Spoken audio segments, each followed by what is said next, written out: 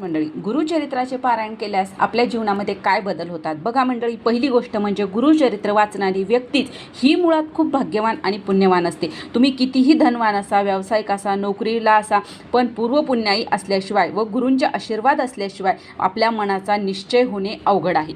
त्यानंतर दुसरं म्हणजे आपण घरी ज्यावेळेस गुरुचरित्र वाचतो तर आपल्याला 10 पट पुण्य मिळतं. जर तुम्ही दत्तक्षेत्रामध्ये, मंदिरामध्ये याचे वाचन केले तर 100 पट तुम्हाला फळ मिळते, कारण ती दत्त महाराजांची पुण्यभूमी असते, हे कधीही विसरायचं नाही. त्यानंतर तुमच्या मनात कुठलीही इच्छा असू द्या, मनापासून संकल्प करून गुरुचरित्र वाचल्यास ती 100% पूर्ण होते, असा शेकडो लोकांचा तोडगा अनुभव आहे.